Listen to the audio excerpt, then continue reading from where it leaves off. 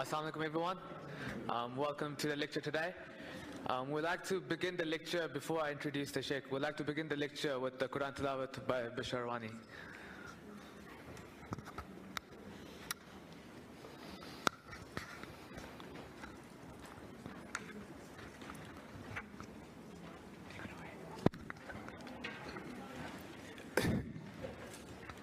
Sit down. أعوذ بالله من الشيطان الرجيم قل هو الذي أنشأكم وجعل لكم السمع والأبصار والأفئدة قليلا ما تشكرون قل هو الذي ذرأكم في الأرض وإليه تحشرون ويقولون متى هذا الوعد إن كنتم صادقين قل إنما العلم عند الله وإنما أنا نذير مبين فلما رأوه زلفة سيئت وجوه الذين كفروا وقيل هذا الذي كنتم به تدعون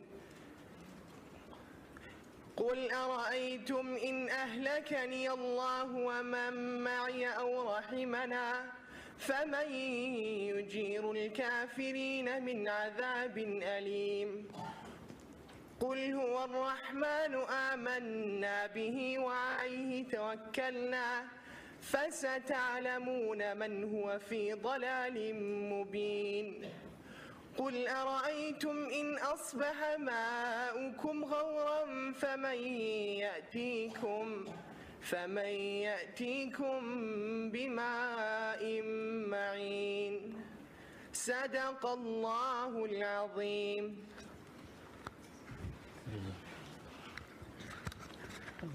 You need to connect the battery to this because it's already going. Okay, I'll do that first. Yeah. Okay. Jazakallah Bashar for the amazing Quran recitation. My name's Haris. I'll be MC for today.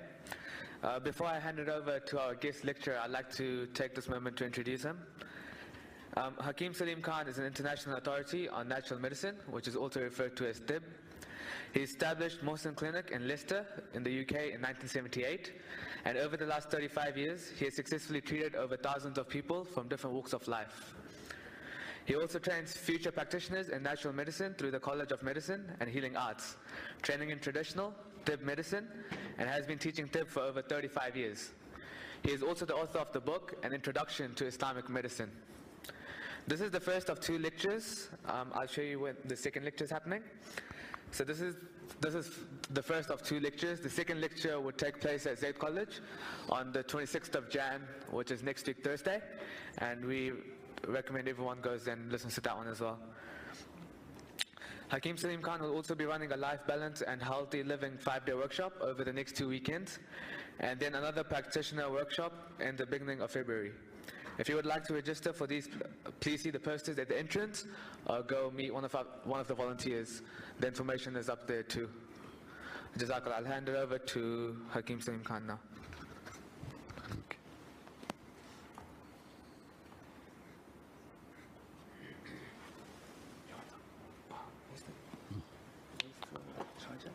Charges in there, but you'll need an adapter, I think. I know. Bismillah ar-Rahman ar-Rahim. Am I alive?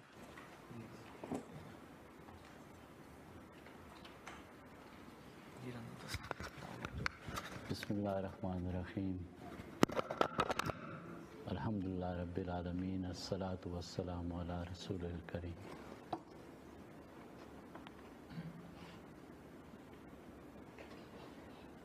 I am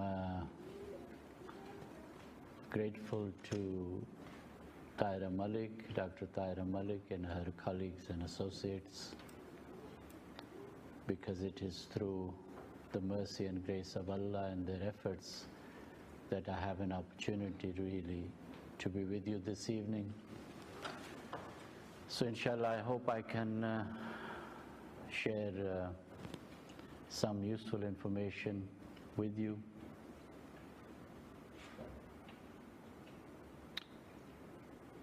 I want to just share a little story with you before I begin my presentation. And I find stories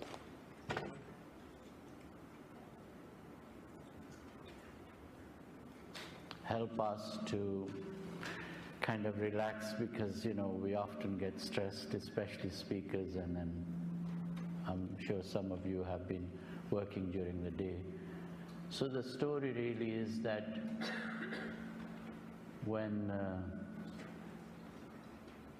Sayyidina Yusuf was being auctioned, a lot of people wanted to buy him. They were very rich people. And an old lady came, she was very poor. So in the gathering, young person said to her, "Dear mom, what chance do you have of buying Joseph? You're not very rich, really." She says, "I know that. I know that I'm not very wealthy. But really, I'm here to show my love and affection for Joseph." So in a way, speaking about the Prophet ﷺ is really an opportunity for people like me, hopefully, that we'll be counted in one of the lovers of the Prophet. So with that intention, I want to share really that prophetic medicine and modern diseases, how we can, as people who are living in what they call post-modernity and the challenges we are facing, what light and what guidance is there in the life of the Prophet ﷺ and the Sunnah that we might find of some benefit to ourselves, our families, and the people we're living amongst. So let's first of all look at some of the fruits of modernity and post-modernity. I'm sure most of you, if not all of you, are clear and know these symbols of our age, really. Again, I took a 12-hour journey and then a break and another 10-hour journey at my young age to be here with you and to enjoy the beautiful New Zealand. So there are some fruits of industrialization and modernity that we all benefit, and obviously this presentation and the technology is helping us to communicate with that. But here are some of the other fruits of modernity. The low-hanging fruits which people enjoy. And here is something else.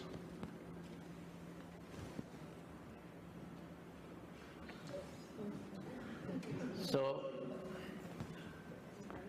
and here are some of the consequences of, or maybe unwanted consequences of some of the outcomes. And I've been here since Tuesday afternoon, and I've already noticed that New Zealand is not very far behind in this area of its achievements. This is again something from the mother country.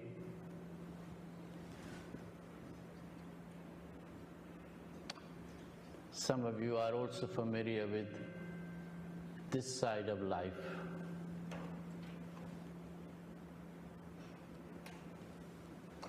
Yeah?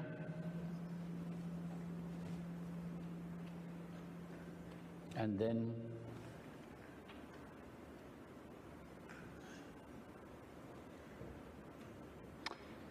of course, there's also that side. We forget that how industrialization began, and some of the non-industrialized countries, how industries have been moved there, and what are the consequences for our planet as well.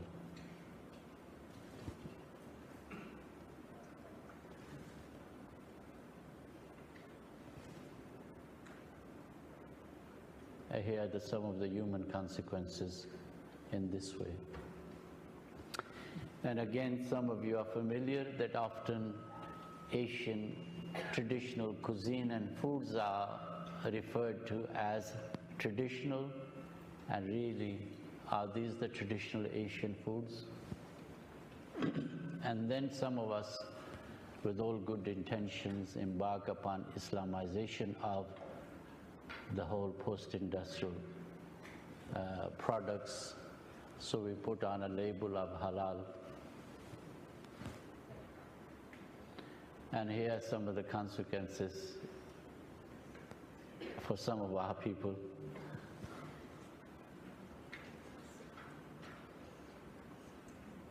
There's some other figures for you to reflect on in terms of just one area of life. And here is this interesting chart really about the causes of death. There's another way of looking at the same situation. Far as these are concerned, now there is almost total agreement as to what are the causes of what they call Western lifestyle disease or modern diseases. So, looking at that really, this our age, which is a combination of industrialization and its after effects. So I thought we share between ourselves what was the situation like at the time of the Prophet ﷺ in the before they came, what was the health situation like then?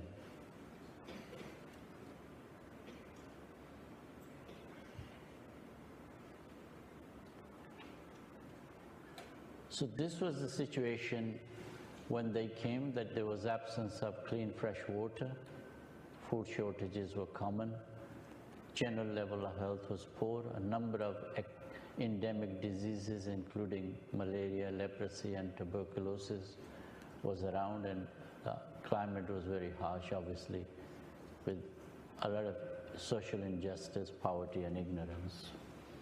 This was the context in which the Blessed Prophet came. The implications of those were on the psychology, that there was a deep sense of insecurity at that time, excessive pride and guilt amongst the Arabs of that time. Alcohol was so common really that the word tajir, as you can see there, meant a salesman of khamr. And the shops, interestingly, in those days had flags on them, so anyone who wanted to know, there was no problem. And really the Arabs of that time did not know the difference between when they were drunk and when they were sober. It was such a common occurrence of use of alcohol. So it was in that context that the Prophet came to this world. And it is our belief that in the creation, Allah has created no better human being than the Prophet themselves, peace be upon them. And therefore the challenges they came to address were equally that big in the time that they came, and also the place in the community that they came to. It only makes sense that the greater the challenges, the greater the individual needs to be competent to deal with. But before we come to that in more detail, let's just look at what Quran tells us about the human situation, yeah? So we're all familiar with the position of the human being, that Allah wanted to create a kind of Khalifa, a vice-regent on earth. Again, our story really, that after a due process, God said to human beings that we should come down to earth, and for those of us who follow the guidance, there shall be no fear or grief. And again, the greatest blessing which God has sent to humanity is in the form and shape of the Prophet ﷺ.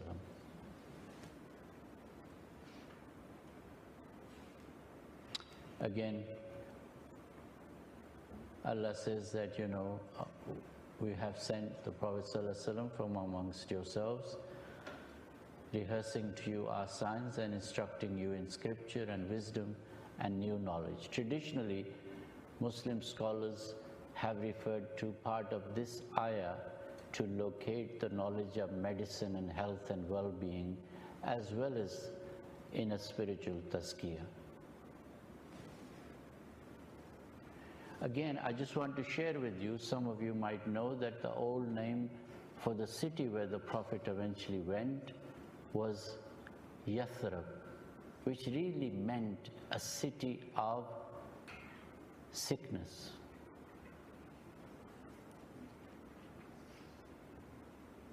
A city of impurity and sickness. And when the Prophet ﷺ came, after they came, it changed to the city of purity. And I said to you earlier that the challenges which that society at that time faced were really very grave, to an extent that only the Prophet ﷺ could deal with those challenges. So you can see in one instant that Yathrib, which was the city of sickness, when they came, becomes a city of purity. To the extent that it's well known that the Prophet ﷺ said that not only living in Medina is the best option, but dying in Medina is also the best. So such a place, which was a place of sickness, becomes overnight with their arrival the city of purity and health. Okay, so what happens then is that the Prophet ﷺ establishes a community, and part of establishing that community is that they themselves had to address their own health and the health of the community. So in their role as a messenger, at the same time, they were guiding other areas of human life: education, warfare, economics, but also health and medicine, which is our topic. So the prophetic mission was fundamentally to free people from all sorts of injustices and also connect them to the one Creator, and to help them to avoid going into the fire in the hereafter and go into the garden. But in that process, the prophetic mission included they being healer, therapist, and physician. And today, one of the lacuna, or one of the gap which has occurred in many Muslim individuals and groups, and I think to a large extent collectively as people, that really we have lost that understanding and that role and that function of the Prophet ﷺ as a healer, as a physician, and as a therapist. So really, for some of us, we take information and use it in a way that is as if it's about piety rather than authentic information about health and well-being. And this is the subject that really I want to sort of have a conversation with you and share some ideas tonight. So the first point really is that unless we accept the authority of the Prophet ﷺ as a legitimate physician, any instruction they gave about health maintenance or about treatment of diseases, if we don't accept the authority, then what relevance that information has for us? Yeah?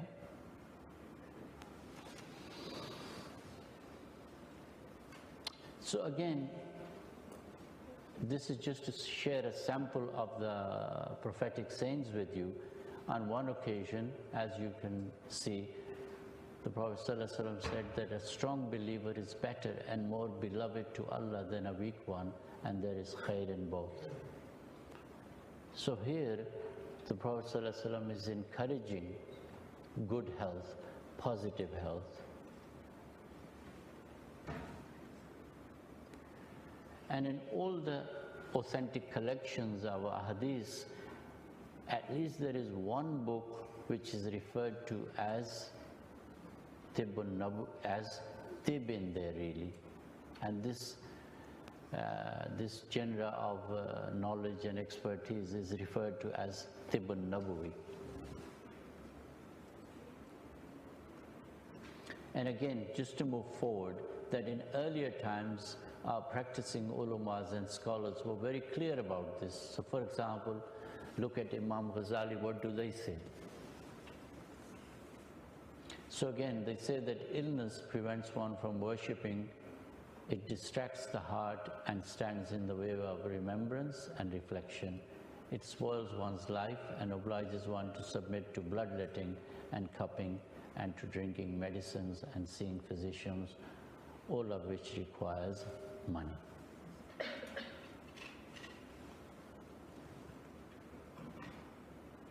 Again, the Quran clearly says that, O humankind, eat of what is lawful, i.e. legally which is permitted, and wholesome, tayyib, on earth, yeah? And again, Allah warns that do not be excessive. Again, one of the interesting point is that how many food places do we have nowadays in our communities which are labeled appropriately halal and tayyib. So for example, white sugar is halal, but really is it tayyib? Does it give any health benefits? And there are many other foods and substances which from a fiqh point of view are permitted to eat, but really they don't necessarily give us any health. In fact, now with increasing knowledge of experimental science, we're beginning to find out that many things, although they're halal, in reality they harm our bodies. Sugar being one example, junk food is another example, and there are many other substances which are well known today that actually consuming those on a regular basis destroys part of human body or part of human mind or a mixture of it. And yet, they're allowed, and in fact, in many of our communities, they're not only allowed, but people proudly speak about promoting those businesses and those practices. Again, for myself and for each of us, we need to reflect as people who have, availability of resources, to what extent are we becoming wasteful?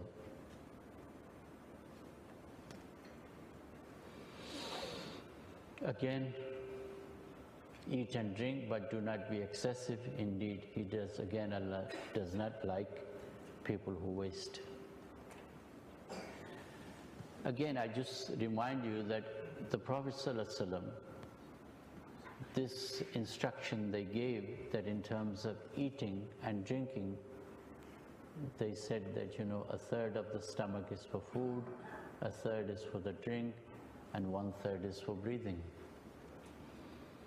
Again, latest research shows that people who have chronic diseases, one of their habit is that they tend to habitually overeat.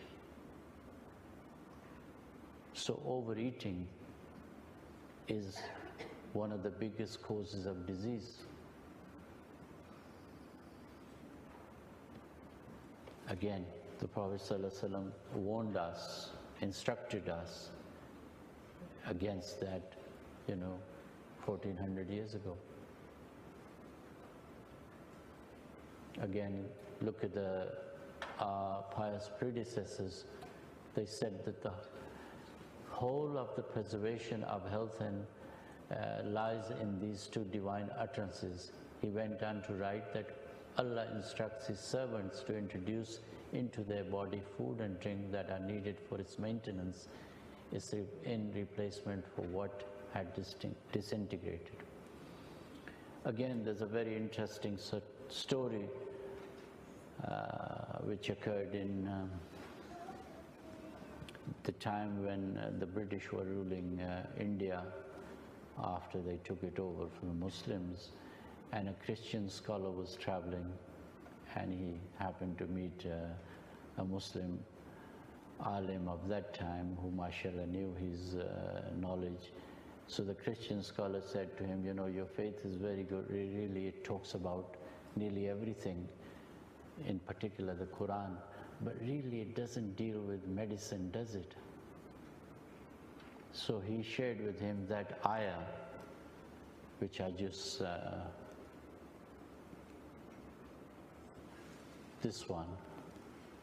And in those days, I think people were respectful of each other, the scholars. So he said, you know, your Quran actually has encapsulated half of the medicine in this instruction.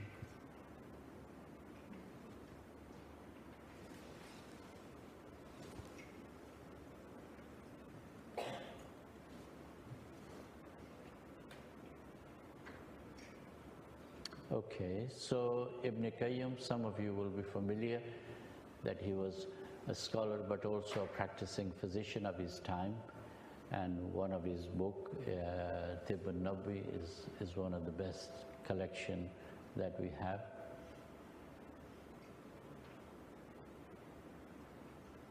Again, on another occasion, narrated there that one of the Abdurrahman ibn Abu Bakr says that, "Oh Father, I have heard you supplicating every day, oh Allah, grant me bodily health and ease. Oh Allah, grant me ease and safety in my power of hearing. Oh Allah, grant me ease and safety in my power of seeing. None is worthy to be worshipped except you," 3 times in the morning and evening. And he said, "Yes, my son, I heard the Messenger of Allah Sallallahu Alaihi Wasallam supplicating with these words in the morning and evening." And he said, "I love to act upon the Sunnah."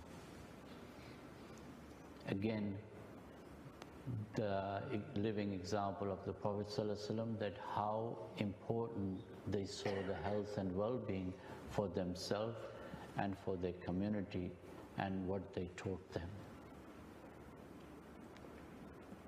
Again, it goes back to this central idea that the Prophet ﷺ were a physician and a healer in their own right as well.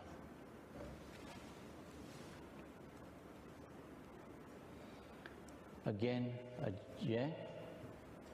if you remember, second half of the pictures in earlier part of the presentation were about what?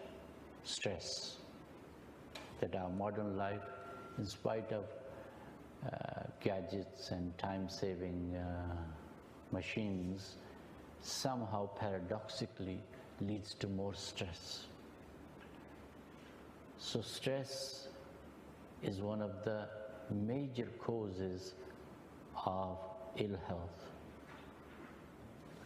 And again, here Allah reminds us that really for the human heart and the soul, one of the key ways of dealing with the stress is the remembrance of Allah.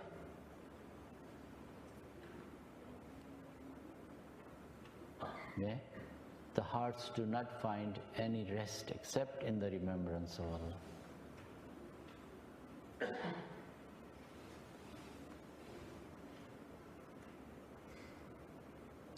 And again, interesting that the Quran says, whoever submits their whole self to Allah, and is a doer of good, they will get their reward with their Lord, and then on them shall be no fear, nor shall they grieve.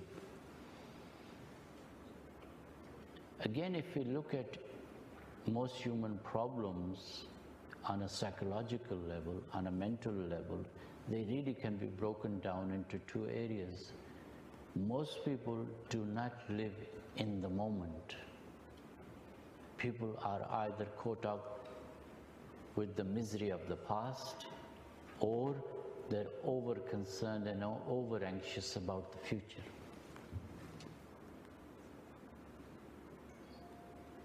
So if you reflect on your own situation today, you really, nearly all psychotherapies and psychological interventions can be summed up that most people are either caught in their past or they're worried about the future. Very few people have the ability, the skill to be in the moment, and yet life only exists in the moment. Allah only exists in the moment.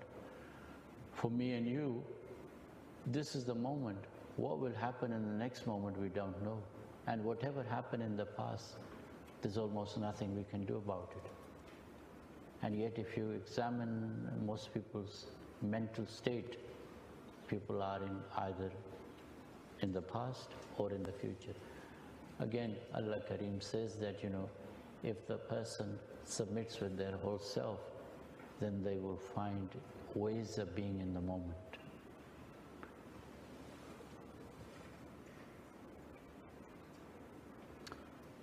Again, so how do we return to the wholesome sunnah?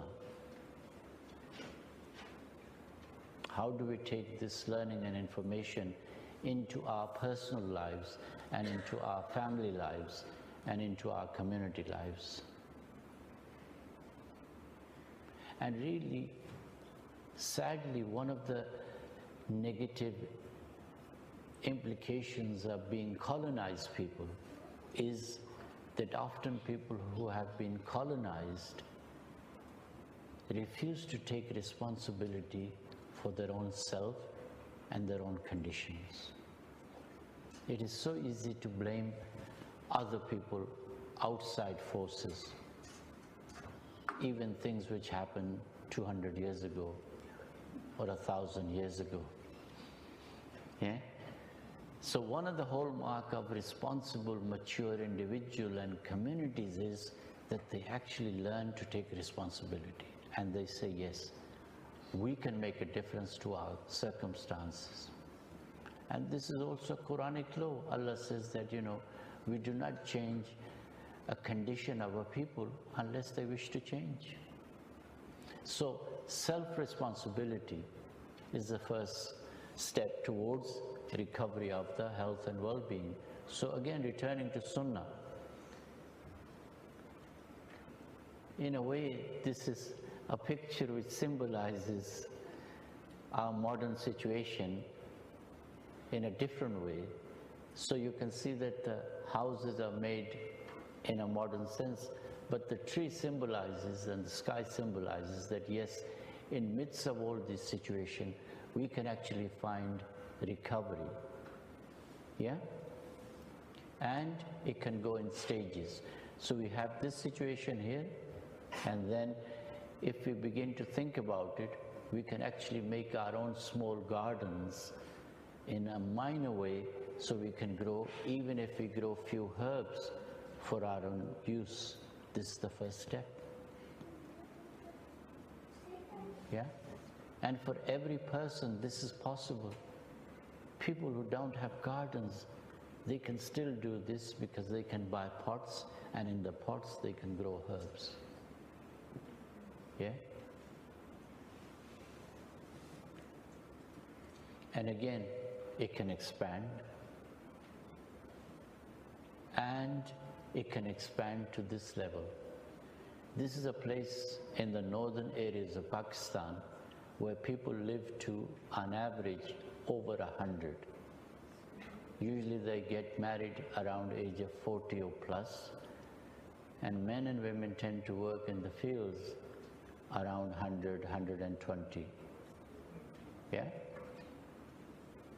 Any of you know what this wonderful Shangri-La is?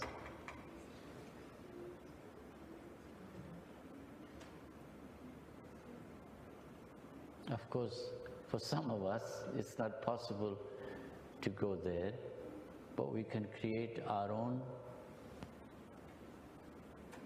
spaces, yeah? So,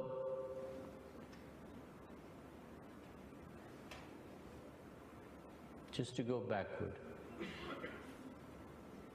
Incidentally, these are apricots, yeah? They grow in a place called Hunza. The Hunza apricots are well known for their ability to deal with one of the wretched diseases of our time, cancer.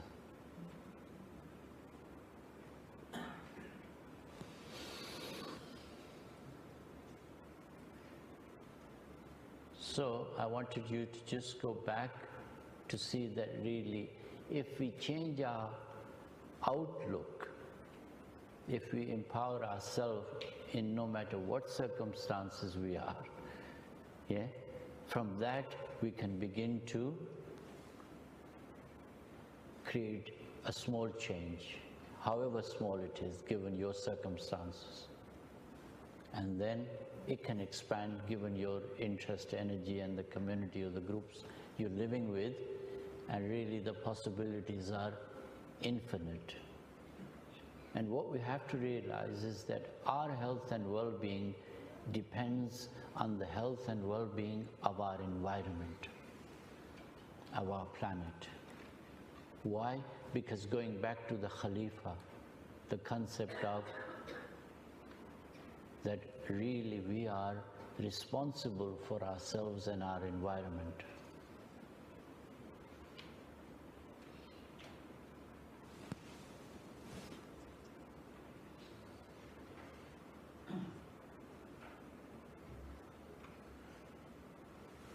Okay, so inshallah what I want to suggest we do is that I hope I've given you some ideas, some inspiration, yeah, and some framework in which we can have a discussion or you can ask for clarifications, yeah. So would that be useful to do?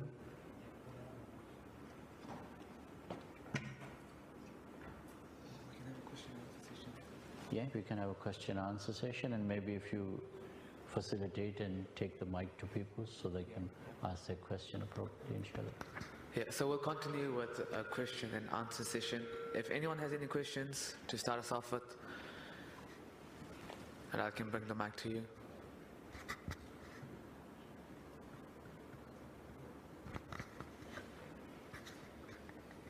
We'll let people think. I think maybe they need few minutes to think, yeah? Oh, yeah.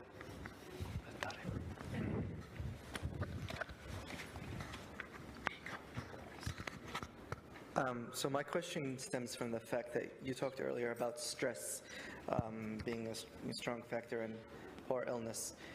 If you look at statistics, worldwide, Western culture has high rates of depression, much higher than the rest of the world.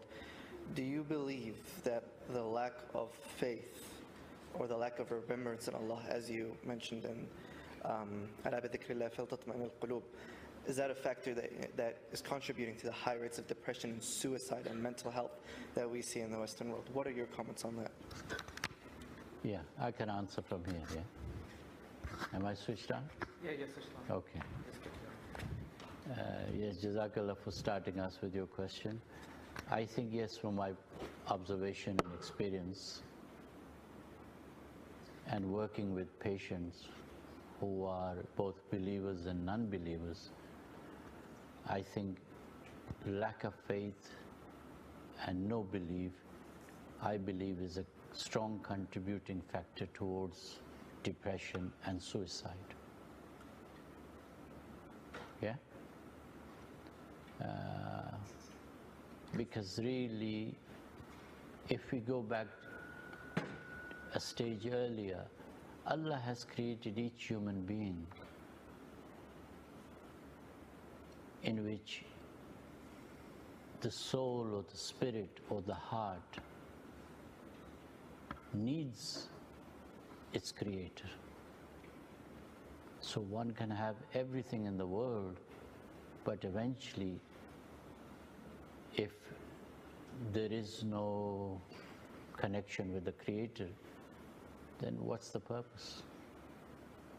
So not having a faith, I think, contributes to suicides and depression. And actually, when you work with patients, especially in a counseling or a psychotherapy context, they will share really that, the tests of life or having everything, what's the point? So yes, I think that is the case, yeah. Is anyone else? Sorry? Oh yeah, I'll put it up. Does anyone else have any questions? I'll say it out loud. Hopefully you can hear. Can you elaborate more on what wholesome food is? Nowadays, non-organic and organic, there's a lot of debate. So can you just tell more on what would ideally be wholesome food? What is wholesome food, yeah? That was your question? Wholesome food, really, we can close this if you like. Yeah.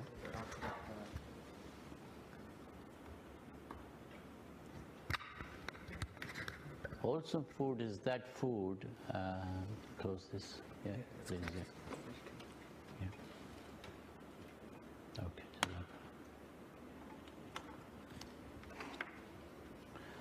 Wholesome food is that food which really is grown, first of all, in a way that is safe and natural.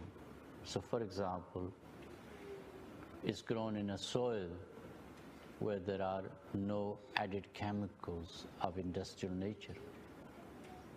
Nowadays, people call that organic farming. Secondly, then it's harvested and processed in a way that is not detrimental to it. And then it's cooked in a way that keeps its nutrients. And then when it's cooked and served, it's eaten in a way that has the due adab for the food. So there are various stages from the growth and including the seeds. So the tayyib food really would be the foods which are the sources, the seeds are such that they're healthy, and then the growing processes, the harvesting, the processing are all in such a way that they stay close to nature. So those would be the tayyib foods, kind of opposite of what we call nowadays junk food. Yeah. And increasingly the situation is that for most of us, we actually don't know where our foods grow. What are the sources of their seeds? What kind of soil or environment they grew in? And for those of you who have a small garden, or you have an allotment, or you have a little farm, you'll know the difference. I think, was it today or yesterday, somebody was sharing with me yesterday that in India, they were sharing that they saw some research that the farmers there used to grow for their own need foods which were organic, and for selling they were growing foods which really had all these chemicals and pesticides. So the most farmers know this. And if you have a piece of land, and I said if you grow food, you'll know from your own garden and experience that what you grow in a natural way looks and feels and tastes different than the stuff you get from processed environment.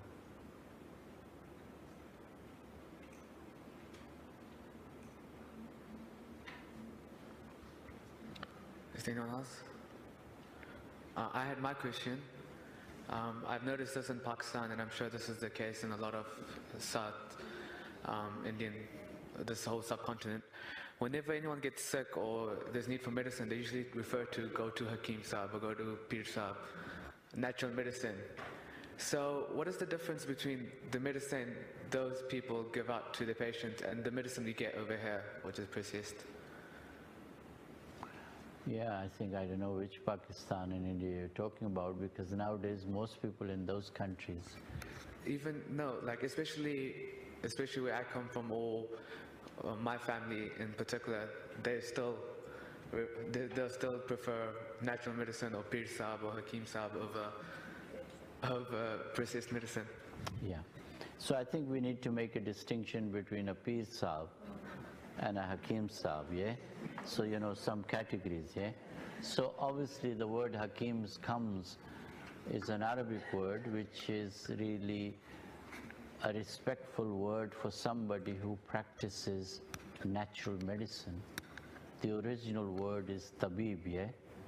From tib, somebody who practices tib, and the place where they practice is called a matab, yeah? So the awam or the public, for respect reason, they say Hakim Sahib, but what they mean is a physician of natural medicine. Now, what is natural medicine? Natural medicine is that medicine which actually sees human being in the same way that we have just discussed, that the human being is a spiritual being. They have various needs, spiritual need, emotional need, mental need, physical need. And when a person gets ill, it could be at any one of those levels. And the kind of treatment they need is then they need the treatment according to their sickness, but also according to their individuality. And here, this is a distinction between industrial medicine, that's which is based on human being as a machine. So you can have medicine A, so whenever someone gets a headache, that one medicine is given to everybody who has a headache, and this medicine is made in a factory. Whereas the natural medicine, so if you go to a competent therapist or a Hakim, he or she would prescribe maybe different medicines for each person, although their condition appears to be same, because each person has a different set of needs and each person has a different temperament. So the person would adjust their medicine to that person, and along with the medicine, they usually will give some dietary instructions to eat and drink these things and to avoid these things. So the natural medicine traditions, again, whether they be Chinese or Indian or Muslim, Islamic, they all share a lot of similarities, that they treat the whole person. The approach is based on both diet, lifestyle, and specific medicine. So that's how it is. Whereas pharmaceutical medicine is really based on a substance that's given to every person who has this condition. And the way they work is very different as well. Pharmaceutical medicine works very quickly. It covers the symptom, but in the long run, the problem usually continues to get bigger and bigger and bigger and leads to other diseases. Yeah, I agree with the initial point that these practices are depleting day by day, especially in the subcontinent, Pakistan, India. So what do you think, if as long as we're moving away from natural medicine and going more towards all these processed and manufactured medicine, what do you think we're losing out on? Sorry, what are we? So as long as we move away from natural medicine and we're going towards more processed medicine and those made in factories, what are we losing out on? Like, what are we losing in comparison? Well, we're losing a lot of things. I mean, first of all, the pharmaceutical medicine doesn't really address the problems. It is a short-term fix, yeah? So it doesn't educate people. It doesn't allow people to take any responsibility. And people also, those who just want to go for those quick solutions, you know, that's their choice. You can't take it away from them. But they, in the long have very serious illnesses. Yeah, that's another debate really, that what causes illness.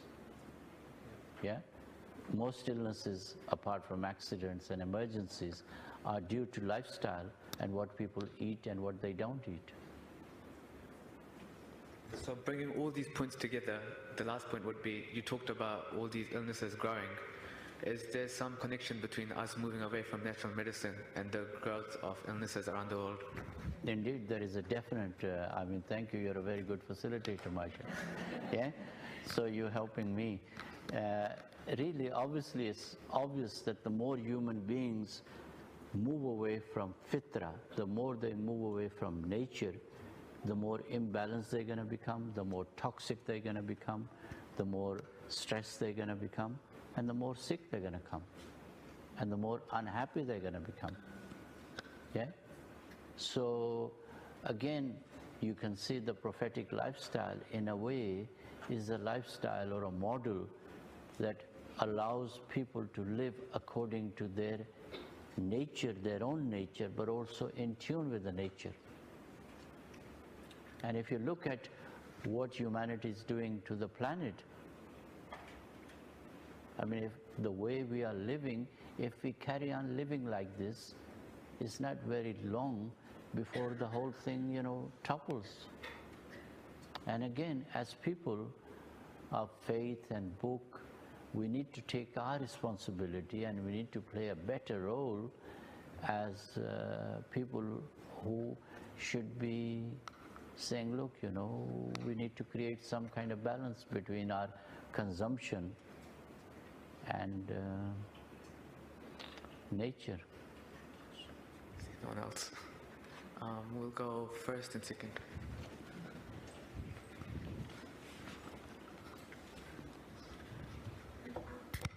Assalamu alaikum. If there is one type of food that we can include in our diet daily, what would your suggestion to that food be? Yeah.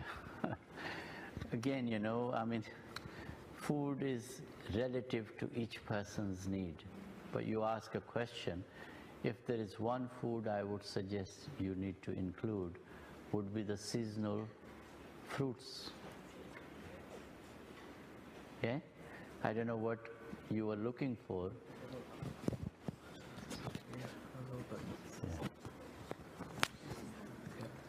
Okay, this is better? You can hear me better? Yep. Yeah. So if there is one food I would suggest to you to include, is really the use of local seasonal fruits and vegetables. Because this would mean you would have to understand what are the seasons, yeah? And then what are your local vegetables in your season, and what are the local fruits in your season, which means you will reconnect with Allah's creation. You will reconnect with Allah, because you can only understand Allah with respect to His creation.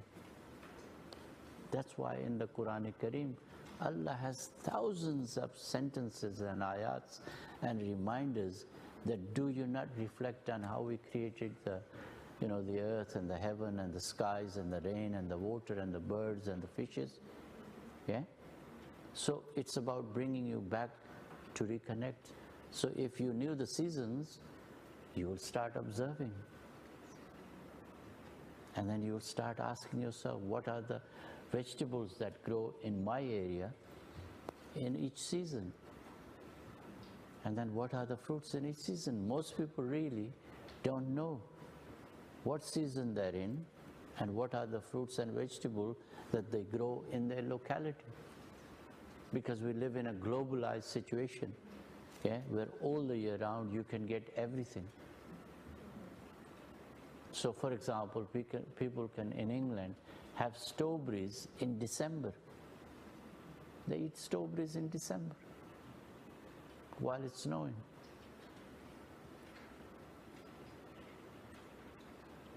Jazakallah.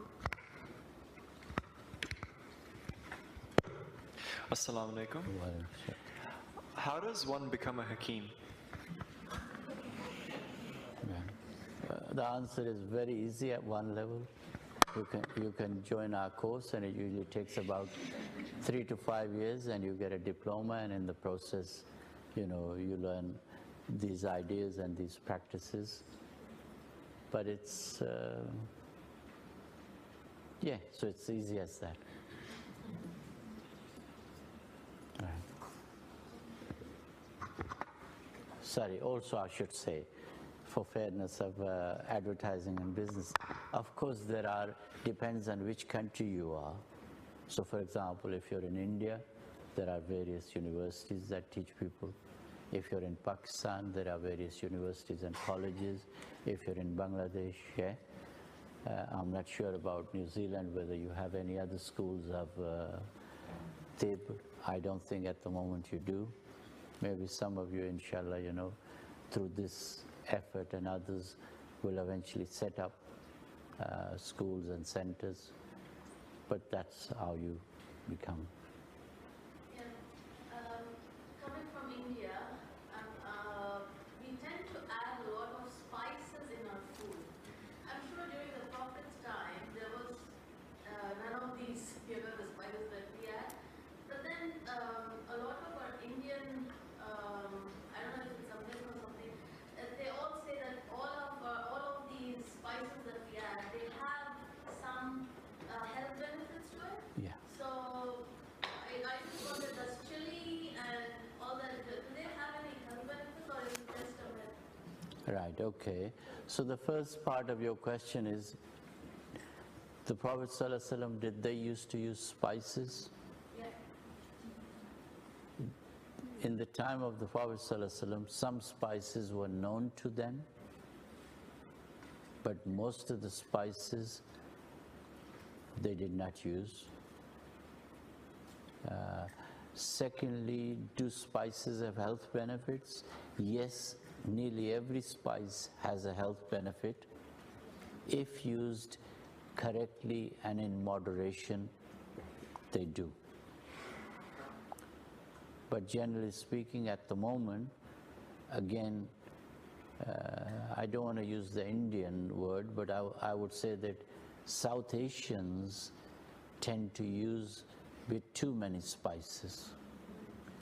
And nowadays, a lot of the spice mixtures, which are commercial spice mixtures, are very poor quality, and they have other chemicals added to it to make them chatpata, if you know that word, which means, finger licking, so to speak, and really they're no good.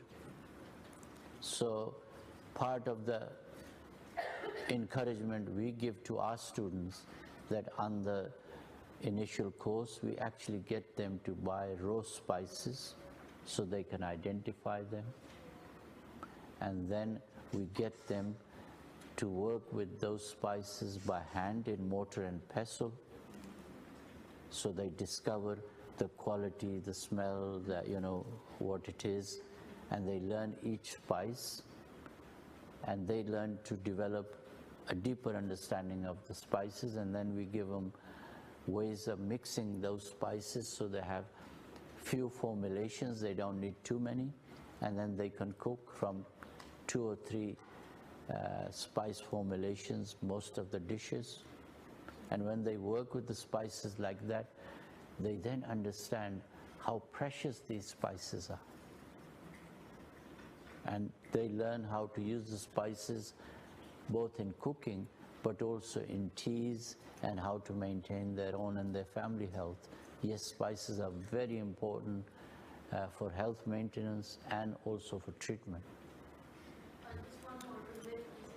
So what sort of spices, do you just say that the basic spices like turmeric, chili, cumin, and coriander, is that all that we should use, or should we just stick to the basic?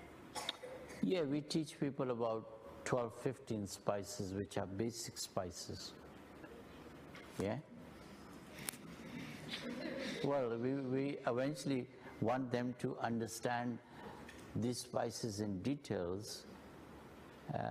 So, yeah. But It depends really on your lifestyle and what you want to do. Some people use a lot of spices. Most people from South Asia use too many spices, and they use artificially mixed spices. And it actually makes them ill in the long run. Yeah? Even a good thing, too much is no good. Yeah. Just one more question from my friend. About the microwave, we use it a lot in our lifestyle. I mean, it's become a normal now. So, what do you suggest? Should we totally ban it, or should we just stick it to just eating and not cooking in it, or nothing at all? Alhamdulillah, I myself do not use, what do you call that gadget? I can say, Alhamdulillah, I have never used one. I don't have one where I have authority. I don't have it in my house, I don't have it in my practice, and I don't use it. And, so really, in terms of use of these modern technologies, you have to ask yourself, if you can manage without it, is better. If you can't, your circumstances are such, then you should minimize it. Again, like the phone, most of us have a phone because we need it, but we try and minimize it. Similar with this thing you're talking about. In some homes, maybe the lifestyle is such that people need it, but they should minimize it, and the ideal would be that, look, we can do without it.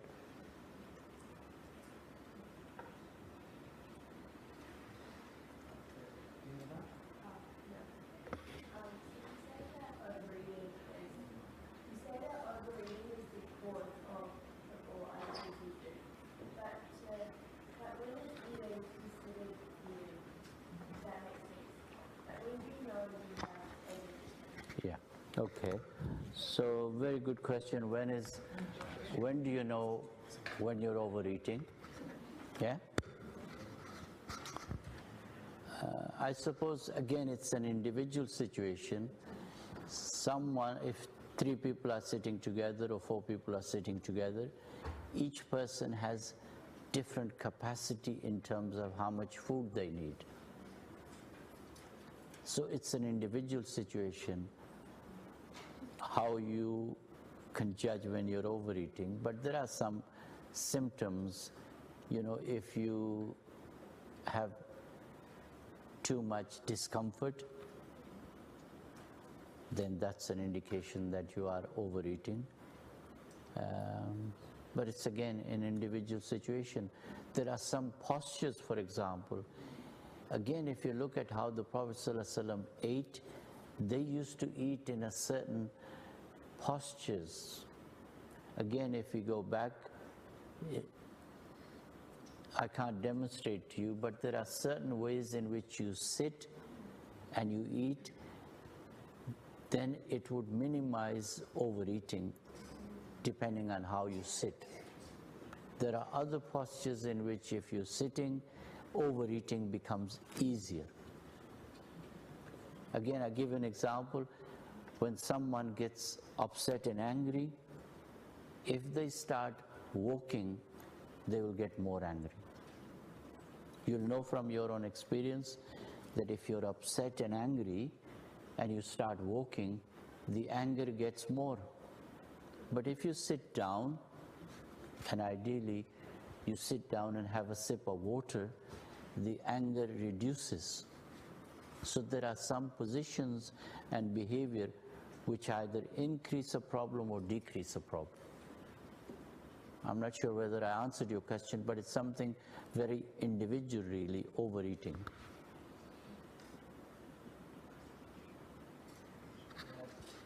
Assalamu alaikum. Jazakallah khair, Sheikh, for traveling across the world to be with us. It's an honor to have you. I was just interested, Sheikh, in the topic of the Prophet ﷺ as a healer.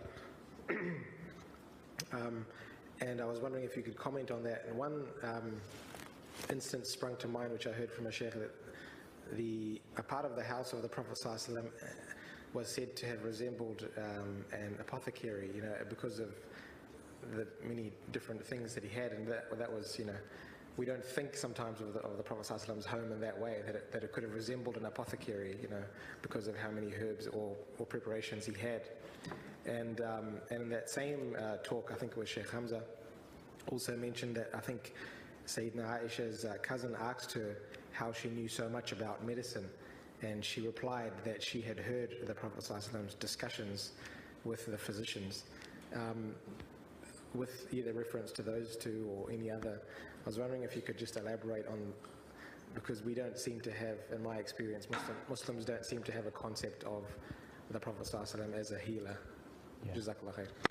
Okay, thank you very much. So that's why in the earlier part of my talk, I said and referred to the Prophet ﷺ as a Tabib Kamil. Yeah? Look, every Muslim believes that on the day of judgment,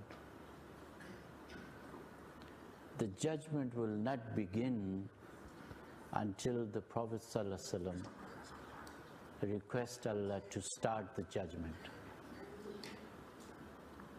Yeah? Ahl Sunnah wal Jama'ah believe that humanity will go from Sayyidina Adam to every prophet and say, the day is so harsh for us, will you please go and ask Allah to start the judgment? And every one of them will say, no, I can't do that. Until they go to the Prophet ﷺ, and then the Prophet ﷺ, it's a long narration and process. Eventually, they will go into sajda, and then Allah will say, ask what you want to ask, and then the Prophet will ask. Now, this concept of shifa through the Prophet is part of the Ahl Sunnah wal Jama'at's aqidah and belief about the hereafter. Yeah? Now, how strange is it that an authority who has such powers in the hereafter cannot heal people here? Ask yourself. A day which will be 50,000 years, and no judgment will begin unless the request of the Prophet is accepted, and it will be accepted. Yeah? And when we pray, we ask Allah, oh Allah, grant us a significant portion of shifa from Muhammad sallallahu alaihi wasallam. Yeah? Nobody disputes about this. Now ask yourself, a man with that authority in this world, he did not know what human diseases were? A man who knew so many matters of hereafter, and he traveled to Miraj. Allah did not give him knowledge about human body. Allah did not give him, na'uzubillah, knowledge about diseases, about health prevention, about superfoods. Of course, the whole knowledge of humanity on one side and the knowledge of the Prophet ﷺ is greater and bigger. So they were knowledgeable about human health and diseases. So, and there are many, many instances when people were ill, they would come to the house of the Prophet ﷺ, and the Prophet ﷺ would advise them. On one occasion, they entered their house, and there was a woman who had squeezed inside of the child's throat. And the Prophet said, why do you hurt your children like this? Why don't you use such and such medicine as a cure for this disease? Yeah? On another occasion, one of the companion had a heart attack. Any of you know the name? The Prophet ﷺ assessed and diagnosed the heart disease and said to the companion, you are having a heart attack, go and tell such and such Hakim to treat you with such and such medicine. This companion, after the treatment, went on to conquer Egypt. Today, a heart patient who has a heart attack is told, you're now on the state pension, yeah? You go home and relax. And there are many other cases where the Prophet ﷺ, it's according to one scholar, there are more than 400 authentic hadiths to do with health, food, medicine, specific diseases. As many as that. Yeah? Again, to give you an example, the Prophet ﷺ said that, use figs. Figs, it has a cure for such and such condition, and it is a specific for hemorrhoids. Yeah, bawasir and nawasir. These are two terms used in the prophetic language. So the Prophet knew to such a detail that this medicine, this fruit is cure for such and such condition. Again, talking about olive oil, the Prophet ﷺ mentions that it is a cure for more than 70 diseases, in particular this. So whether they're talking about a particular medicine or food or disease or part of the, ayat of the Quran or something else, yeah? So all this knowledge. And that's why it's important to first accept the authority of the Prophet, that they knew about human body, about human heart, and about human mind, yeah? And that knowledge was superior to the ordinary experimental methodology. Yeah?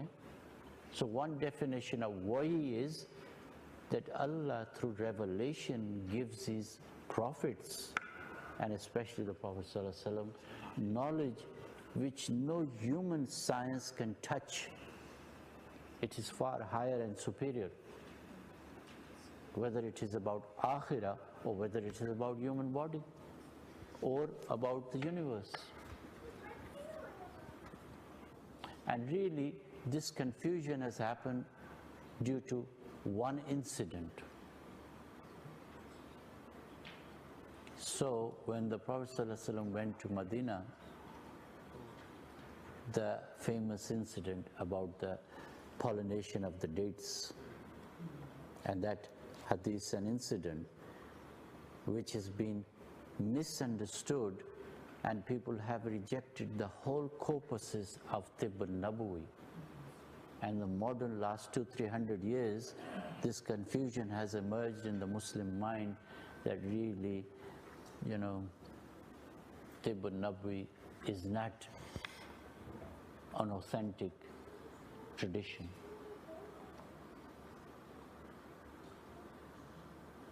But Ibn Qayyim, for example, in his time, writes about these matters and says, no, Tibb al-Nabawi actually is a superior form of medical knowledge.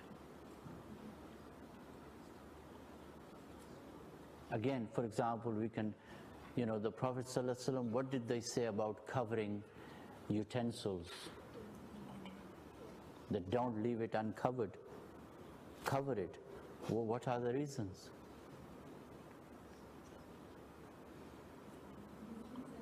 Multiple reasons, but the fact they instructed us to do things like that.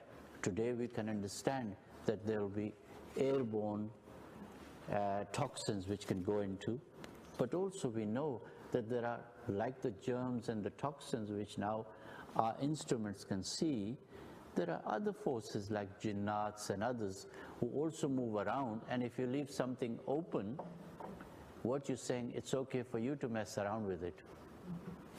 And then you drink and consume that, whatever it is, you're going to get all sorts of infections and interference.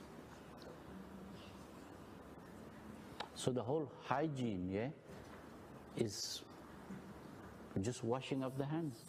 For example, there's been some research in British hospitals which show that if doctors and nurses and healthcare professionals wash their hands properly when they touch one patient before they go to another, it reduces the incidence of cross-infection by 30%. 30%. So in hospitals, they have now charts and methodologies how to wash the hands properly. And if you look at it, they're completely like the Prophet said, wash your hands, in a particular way. So if we accept the position that the Prophet ﷺ were given knowledge about all sorts of matters, including about health and well-being, now this doesn't mean if we accept that no new information, we don't use new information. Of course we do. Yeah? But we accept their authority as a healer, as a physician, in all sorts of matters. Okay. Assalamu alaikum warahmatullahi wabarakatuh. So my question is about cholesterol. Cholesterol, right? What about it? Is that real? Sorry? Is that real? Cholesterol, is it real? Is cholesterol real? Is that your question? That's correct. Yes, I think cholesterol is real, yeah. So what do you say about the cholesterol hype that's going on in today's so-called medical studies that past 4 decades, the pharmaceutical companies has done nothing but to sell their pill to the people by quoting they have high cholesterol. And the pill has done nothing more than thinning their blood and causing more diseases than anything else. Well, look, first of all, we cannot deny that there is cholesterol. And there are different types of cholesterols. And there are different amounts of cholesterol. So once we accept that, the question then is, what can we do about it? What should we do about it? Drug companies are there to sell you their solutions to a problem. It is your choice then to empower yourself with appropriate level of knowledge and skill to make a healthy choice in saying, yes, I will take these pharmaceutical cholesterol controlling drugs, or no, I will actually not use these and I will modify and change my lifestyle and use alternative and healthy options. Yeah? But would you say the pill that was introduced by the so-called pharmaceutical companies, does the job of controlling cholesterol? Because what I understand is cholesterol is also needed for lots of hormones in your body. It acts like a base, Yeah. which is required for other hormones to function properly. So reducing cholesterol by taking those medicines could have more impact on a person's health than just on cholesterol itself. Yes, that is also true. There's a stage before that actually, yes, you need a certain amount and certain type of cholesterol for various functions. And reducing cholesterol by artificial aggressive methods can lead to more diseases. Yeah? But what I'm saying is that, you have a choice. You need to exercise your choice constructively. There is also a very well established school of thought which says that actually cholesterol itself is a healing process. The body produces cholesterol to repair the damage to the cardiovascular system. Sure. And that cholesterol is not a reason for disease, it's a healing process, and it's been misunderstood. That's what the answer I was looking for. Well, Bismillah, then I'm glad I gave you the right answer. Yeah?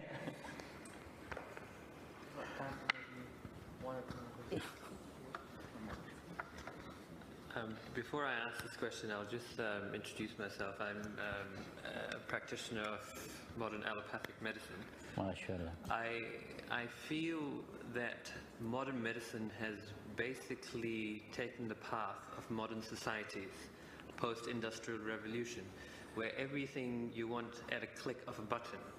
So therefore, I feel that humans' expectation of modern healthcare is at a click of a button.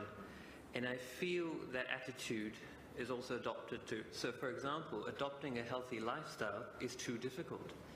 So instead of taking a statin to control cholesterol, people expect that they'll take a herb in a pill form, and therefore, do you think that is applicable? Because the whole paradigm of natural medicine is a completely different paradigm for modern medicine, and you cannot approach, even as a patient, natural medicine as you're approaching modern medicine, because it's a simple fix. People want to lose weight by taking a pill, because that's easy to do. Do you think that's an appropriate way of looking at things? I think it's a very good way, and you're right. You know,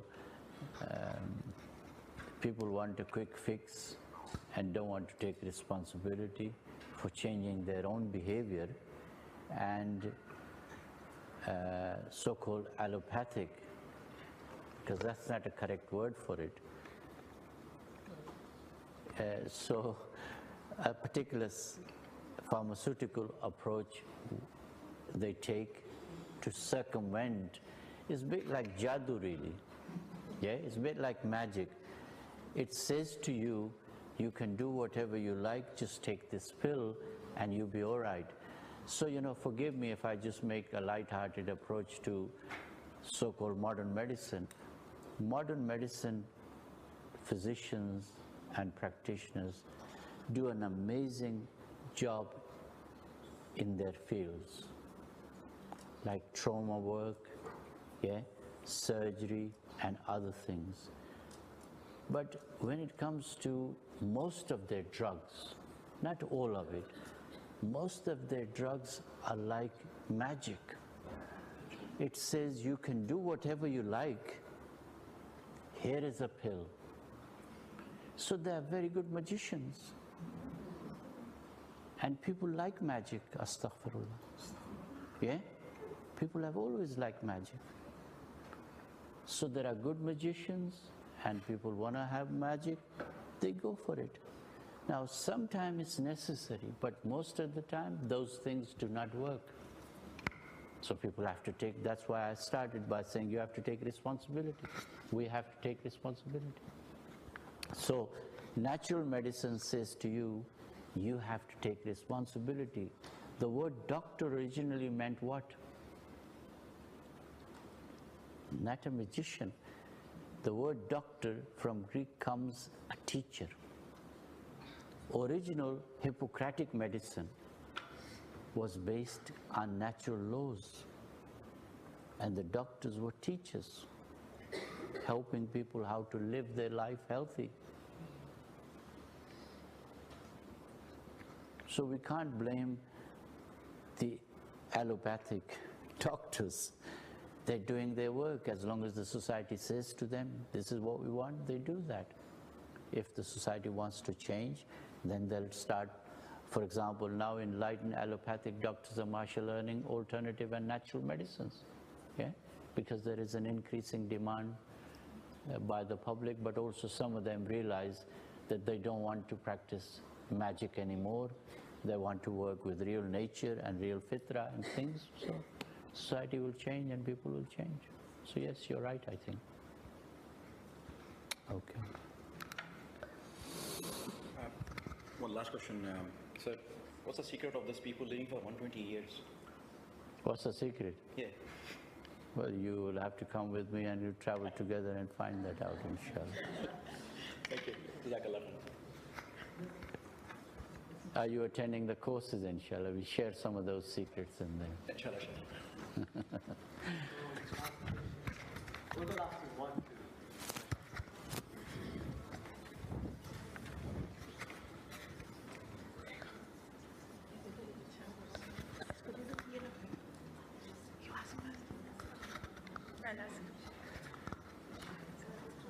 Assalamu alaikum. Wa alaikum assalam. Do you think cooking food with desi ghee is a bad option? Yeah, because lately a lot of people have been criticizing that this is not a good thing and you should be careful and it's not a good choice for your family. So I just thought I'll ask your opinion on that. Thank you.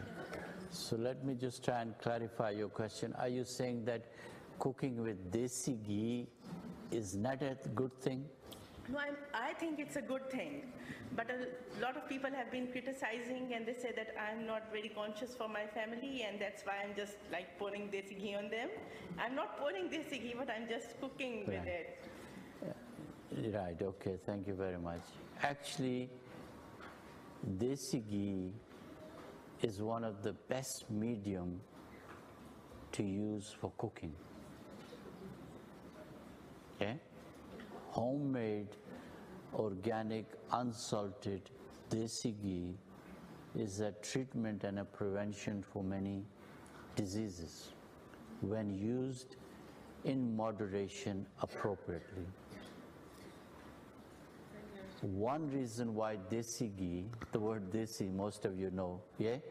So I think in New Zealand you have very good cows, no? Yeah? So the New Zealand butter and the ghee from New Zealand, would we label it as desi? Of course we would. Yeah? So the demonization of ghee for last 80 years has been a project. There's been a project which was set up in India under the title of, some of you will know that in the pre-partition days, there was a thing called dalda. Yeah? You know what dalda experiment was? Basically what it was, that they took vegetable oils and fats, hydrogenated it, I denatured it, took the life out of it, put good labels and good tins and experimented on the natives and popularized dalda, and they called it dalda ghee. Then they took this experiment to the next level and brought it back into Europe, and guess what? We have the margarine. Margarine is the child of the dalda from the Indian experiment. So ghee has the highest point before it burns. So it's actually very protective.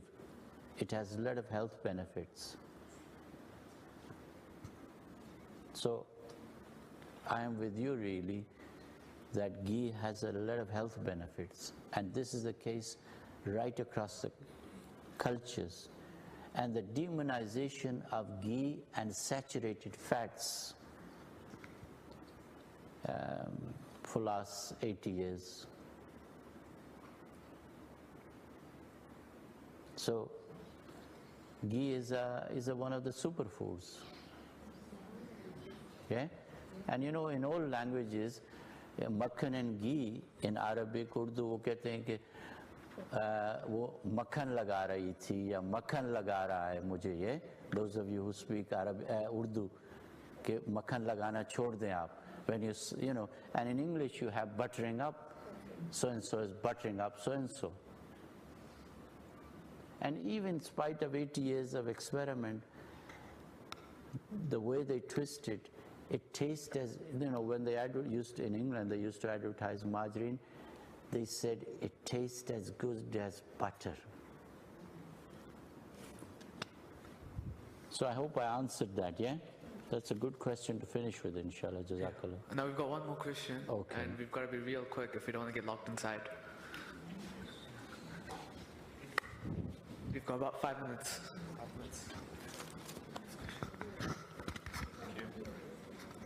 Assalamu alaikum. Thank you for the wonderful talk this evening.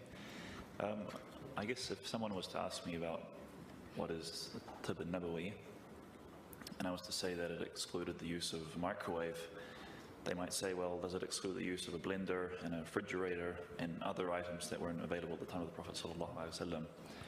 So how can you come to these conclusions? Is it through experiment over 1,000 years, or is it common sense, or is it based on a few principles that you work off of? You, as you mentioned, 400 hadith or so, or some ayat, and then you make these conclusions. Thank you.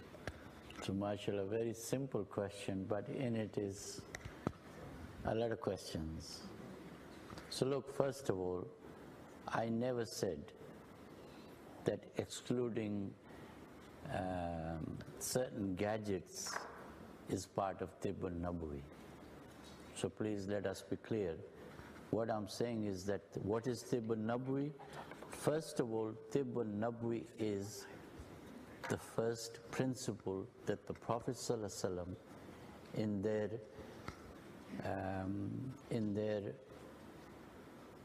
Nabuwa mission had number of things that they did for humanity. The primary was to save human being from the fire and help them to go into the garden, paradise. But as they did that, they also lived a human life and they worked with human beings. And part of that role and responsibility was that they taught humanity how to live a healthy life. So in their seerah and sunnah, there are those patterns for us to look at and to adopt according to our circumstances and times. Like there is in fiqh, there are usuls, and then scholars from there derive situational matters. Medicine is no different. We might say that really certain things are harmful, therefore you should either use them in moderation or don't use them if you can get away with it. So this is the first principle. How we come to it, obviously in any field, you have people who sit together, work, share, and then they come to some conclusions. Medicine is no different. So, to summarize, first of all, Tibb al-Nabawi is the acknowledgement that the prophetic knowledge included knowledge of health preservation and dealing with diseases. And those understanding and applications of the Sunnah, specific and general, can be understood and applied in our own lives and in our own times. Yeah?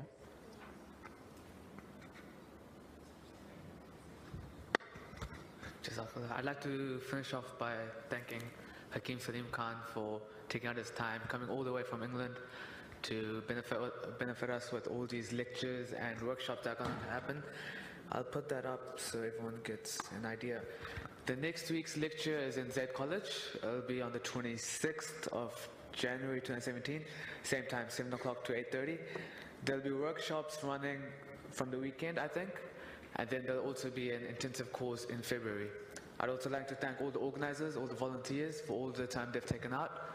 And last but not least, all of you guys for coming, attending, and benefiting from this. I hope you guys have a safe drive home. Assalamu alaikum.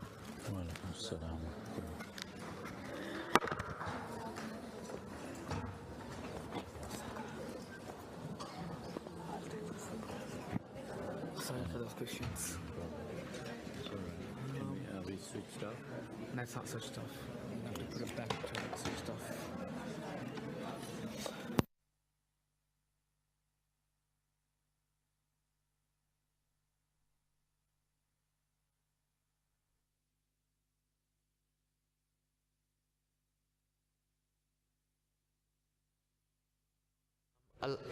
A quick point, anyone who wants to attend the workshops, they can see the volunteers at the back. Thank you.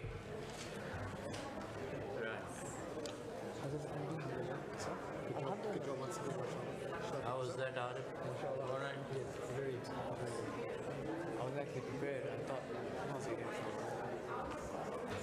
was all impromptu. Sorry? It was all impromptu, basically. Alhamdulillah. It's good. Yeah, That's how you got it. Yeah, hopefully it was a good turnout. I'm just waiting for one at university time. Let's see who comes. That's the thing. We're here. We're meeting, but we don't have the capability to host someone right now. But inshallah, This is really good. This one was really good. Yeah. So many important points. yeah, and hopefully it recorded. So if it recorded, then